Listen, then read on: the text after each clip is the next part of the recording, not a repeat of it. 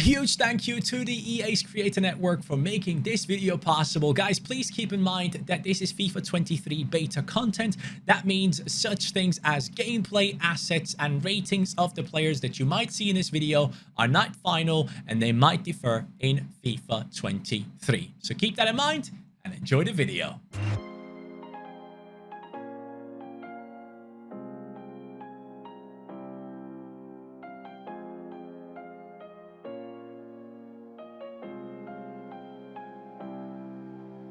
FIFA 23 is still here on the channel. It is episode 2 today. I'm very excited to take on this one. Guys, today we're going to play a bunch more Premier League matches, but most importantly, we want to bring in one more signing in today's episode. Van Dijk seems ready. I'm ready. Let's get involved into this epi. So obviously in the last episode, guys, we have done really well with the likes of Thiago scoring an absolute banger against Arsenal, making sure that we win that game, which I'm very, very satisfied with. But we have already identified one position that we would like to strengthen, and that is on the bench, another youngster to come in and possibly play on the right wing spot, because we do have great substitutes for the midfield with Keita, Henderson. We have the likes of Elliott and Curtis Jones as well. In defense, we have Joe Gomez, Konate, and Tsimikas, which I personally think covers the entirety of our defense. Tsimikas could easily play in that right back position, or Joe Gomez could easily play in that right back position as well if necessary.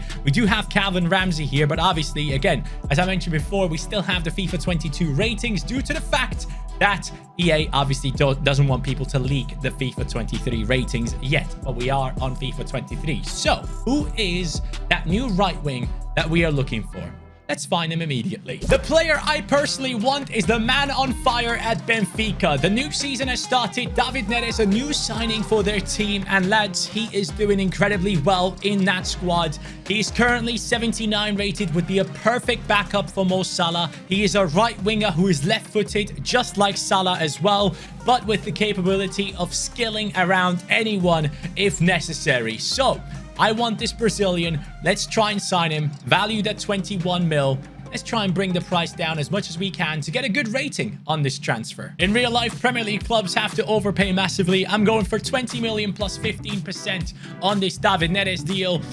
They want around 25 from what I can tell here, because Jordan Henderson is worth around 24. They want just 1 million plus Jordan Henderson. As much as I think Jude Bellingham should be in a starting 11 over Henderson, I still do not think that we should let him go. That is just not okay. It would be disrespectful. So let's go for around 23.5. See what they say about this offer. Are they willing to let him go for that price? No, it's going to be 24.5 million. I reckon this is going to be a nice rating. Maybe like a B on this one, lads. So here's the deal. David Neres looks nothing like him, and I can't accept that. It's probably because he had joined Shakhtar and now joined Benfica, and EA haven't put the real face on him. No, I'm going to end this negotiation. It would have been perfect, but that's not David Neres. They're trying to sell me an imposter. End negotiation. Run out of here. The next option I want to go for actually looks like himself. It's going to be Hirving Lozano, 25.5 million. The Napoli right winger that was hyped a lot in previous years, but lately we have not been hearing much about him. I like that. That type of player will be very happy to come into Liverpool and be the player behind Salah. At least that's what I think. 81 rated, right winger. I believe he's right-footed though, so he would offer something new that Salah couldn't. 27.5 is the offer I'm making, and they have accepted that. Perfect deal for Liverpool. That is all of our transfer budget spent for this season, in my opinion. I don't think I'll be making one more transfer. I want to focus on the Liverpool squad that we have right now. But I want to know from you guys, actually. Let me know in the comments down below. Who do you think has made the best transfer, or has had the best transfer window in this summer? I mean, it's hard to ignore the signings of Nottingham Forest. Let's be honest. This team has just gone ahead. You know what? Let me go ahead and do a FIFA 22 rebuild. Let me just send everyone out, sell everyone, or keep some of them, but still bring in 20 new players, because I think the number of signings is like 19 or 20.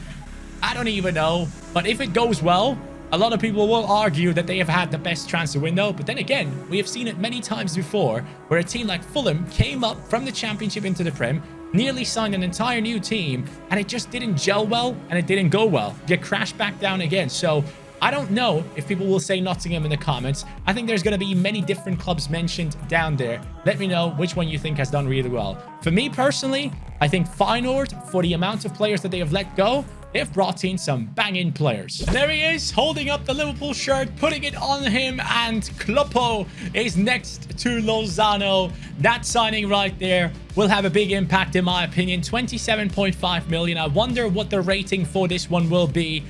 Bad negotiation again. Why? Wait, that's surely not a bad negotiation. Nah, there's no freaking way. 25.5 million player value. I offered 27.5. Asking price was 32.1. Finance tip: stronger negotiation skills could have saved you 8.2 million on this deal. What are you talking about? There's no way I can get him for 19 million. This is ridiculous.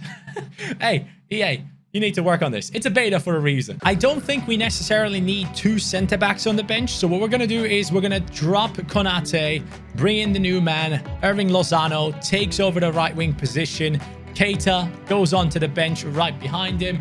This is looking like a much better squad at this point. I'm very happy with the squad depth. Let's get on with the gameplay. Let's see what we can achieve in the Prem.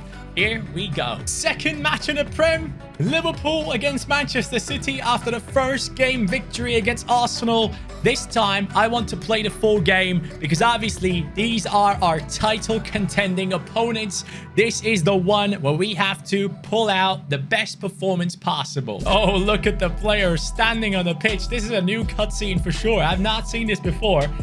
Love to see this. The lads are impressed by the Etihad. Interesting. No, is it the Etihad? It is the Etihad, isn't it? I think the Arsenal one is Emirates. Yeah, I didn't get it wrong. All good. Oh, can I stop Erling Haaland? And you know for sure, in the second half, it is going to be David Neres coming on to battle with the likes of Haaland. That's going to be an interesting one. But again, this is my first full game, and I'm very much looking forward to seeing what we can achieve. And immediately, Trent is out of position. I don't know what he's doing out there. We got to be very careful with crosses and everything because Haaland will be very physical. And that is some good football. Straight away the shot. The first chance belongs to Man City. What a surprise. Mahrez down the wing. Perfect from Robbo. And now a switch needs to come on. It's a beautiful switch. Over to Salah. Here goes Liverpool now. Ideally want to involve Trent as much as possible in this game. Salah waits. Brings Trent in, and that just doesn't work there. Oh, mistakes were made. I see someone in the center. It's Luis Diaz. Oh, mate.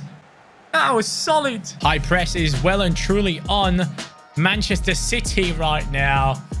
Oh, mistakes were made. That's, I gotta say, the high press in this game so far, you can definitely feel it because the Manchester City players are making a lot more mistakes than usual. And I just made my own. That's great. Thiago, what a ball down the right. We have to play that earlier. It's taken Bobby way too long there. Robbo, that's a bad tackle. Haaland, Mahrez, Matip. Let's go. Beautifully done. The counter is on. Jude Bellingham. Great ball. Salah could run through here. It's one of those typical Salah-esque moments where it's a 1v1 situation. Goalkeeper under pressure. Well done by the team. Should be won immediately. Bobby, Thiago, and on the left, Diaz was completely open. And the high press in this game is just quality. Oh, come on. How the hell? No freaking way. Haaland, De Bruyne, Haaland, Alisson, and Trent saves us. And here goes the counter-attack now. We have Jude Bellingham carrying the ball forward. It would have been offside anyways, that pass. That was not ideal. We had City cornered there for a second, I thought. But now we are in a weird spot. That ball is coming down the left wing. Trent leaving a little bit of space open here for City to run into. As Matip defends it well. 55th minute. It's time for some fresh players. It's going to be David Neres coming in. As I said before, I want him to be up top for this second half. It's Haaland versus Nunez. Here it begins. KDB messing with me. Matip gets it under control. Matip over to Darwin, and Darwin Nunez now looking for Luis Diaz in the center. Is Salah. Is that a good ball? It was. I guess it wasn't too bad. I need Robbo to come back here. Nice. Robbo is back in position. Fabinho and the lads are chasing down. It is going to be possibly a crossing situation. Nope. Yep, it is going to be a crossing situation for City. And I can't say anything against that, man. I just defended that one too timidly. Like, I should have gone in harder. What a pass. What a finish. Unbelievable. KDB with his first goal of this new Premier League season. Can we make a comeback here? I can't lose against City, man. This is the most important game of the season. Darwin could be through here. Darwin Nunez. Darwin Nunez. Oh, Ederson. Piss off. 79th. One more change, or at least two more changes, actually. Lozano coming in for Salah. And I will be bringing on Naby Keita for Jude Bellingham. That's it. Ah, man. 2-0. It's Haaland. Of course. Of course. Why wouldn't it be? It's like he waited for me to sub on David Neres so he could score in his face. Ah, man. I don't want to lose. I don't want to lose against Man City. Come on.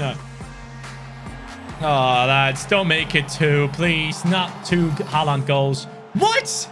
Oh, he's giving a penalty. Are you mental? What for? He took a shot. Oh, get out of here, man. Seriously? You're going to give him a double against me? Bottom right. Oh, he goes bottom left. Oh, man. Well, this is more like the start of Liverpool in real life, isn't it? My God. I'm down bad. I'm down bad, bro. And there's Haaland again. He has it under control. And Man City had us under control. I'm sorry, guys, but we couldn't do it. Manchester City celebrating this as if this was a title. It makes sense. It is one of the biggest games. Pep Guardiola is happy about that win with a clean sheet as well. I just didn't do well enough here. And that is typical Guardiola, you know. I really like what they have done there with this cutscene specifically. I just wish it was my team celebrating. It isn't. After that loss, you can only find us in the 12th position in the league. After 2 games, only 3 points. And obviously, the likes of Manchester City. Actually, they haven't won 2 games. Manchester United has won 2 games. Chelsea already played their 3rd. We are about to play against, guess what? Brentford. They are last in the league. I mean, this should, technically speaking, be a very, very easy match for our boys. I'm hoping for at least a 3-goal lead here. Come on now. What's it gonna be? It's a 4-0 win. Bobby Firmino steps up beautifully and he scores a hat-trick. That is incredible, Bobby. Is he gonna turn into like the best scorer in terms of like scorer points for us this season?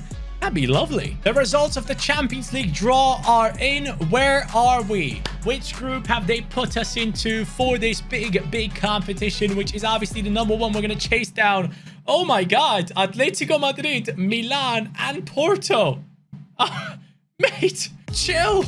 What's happening? This is an insane group.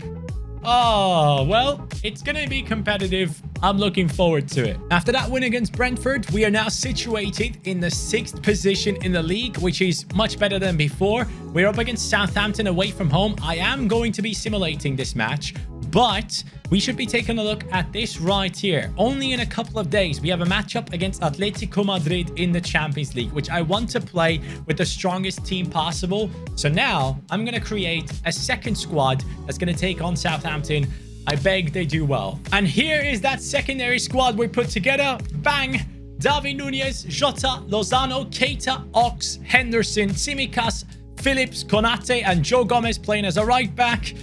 The defense is shaky. It's not great, but I am still hoping that we just don't lose this game. Southampton have brought in Kalajdzic, who actually in real life signed with Wolves. That's a great signing for them. One of the tallest players in the Prem now. Oh, thanks. Thank you so much. David Nunez and Naby Keita get us actually 3 points. Now we can take on Atletico Madrid with a fresh team. I'm ready. For this match specifically, I want to play the attack only. It is a new feature in FIFA 23, and I want to use it as many times as possible to showcase it to you guys because you want to see something new. And I personally really like this because when you go down, every chance that you have is so important to score in. So let's take it on. The team's ready. Look at that though, man. That's a beautiful stadium Atletico Madrid have right here. What's it called? Wanda Metropolitano, I believe it is. I might be wrong there, but don't care. Let's take on this squad now. Give me some good highlights and let's try and beat this Atletico Madrid defense. They are obviously very, very strong in what they do. And here goes our first chance. We are starting off at our own half, which is interesting. Normally get better build-ups than this. Salah, great ball. Fabinho. There's now Bellingham trying his luck. That wasn't too bad, you know. 20th minute. These highlights better be good for us. I need some more than just crosses all the time. I am looking for Van Dijk again. It is actually going to be Salah. Matip picks this up. Finds Fabinho. I need attackers. Where are my attackers when I'm in these positions? Atletico have taken the lead. 55th. This is what I'm talking about. We got to move this on fast. What the hell was that, Fabinho? Mate. Oh, stop giving me freaking corners. I don't want corners all the time. I want actual chances. Where are the 1v1s? I guess Atletico defend too well. That might be the issue. It's a good cross. It's Fabinho and Oblak. Oh, this is it. This is exactly what I'm talking about. But there is one more defender there at the back. Do I take the shot here from outside the box? I think I do. I think I do. But Diaz was actually running through, lads. This is what you get. It's do or die when it comes to the playable highlights, especially if you only play the attack. This should be a lesson.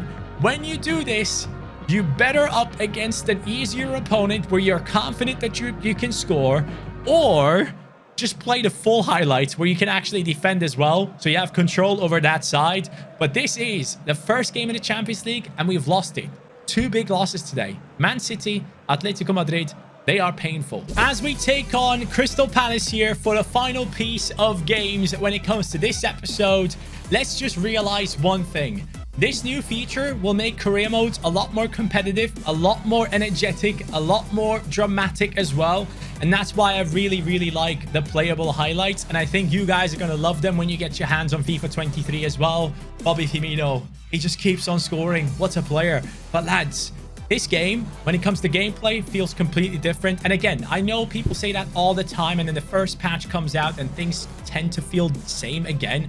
But you can tell there are a lot of new animations. The graphics look much better. And I don't want to talk up FIFA career mode itself yet. Apart from the playable highlights, I haven't seen anything yet that really gets me excited. But I do want to give props where props are due. And that is the gameplay, the graphics, the movement of the players, the animations, the cutscenes. There are a lot of things that have been added. And I just think this is building up to, hopefully, for the next FIFA, which is not going to be called FIFA anymore, to be an absolute massive game. And I do really like the fact that this version of the game, which is the next gen version, will also be on PC. That will make a huge difference. So I really like that, because PC, I wonder how well it can handle these new graphics, and if it is going a lot faster, a lot more smoother than it is on the PlayStation 5. If you have a good PC, that's going to be an interesting one. Also, let me know in the comments down below, what console do you guys play this game on? But here are the standings as we finish this episode today in the Premier League, guys. We are in second. 5 games played, 4 wins, 1 loss, 12 points gathered. Manchester United at the top, Manchester City right below us. That's how I like to see it. It's going to be a battle between those 3 teams. At least that is how it looks for now. Chelsea is also up there, so let's be aware of them. But guys, thank you so much for watching today's episode. I will catch you on the next one when we come back and try to claim the throne. Oop, okay, can you speak English? When we try to claim the throne in the Premier League. Thank you so much for tuning in. Have a good day. Take care and peace.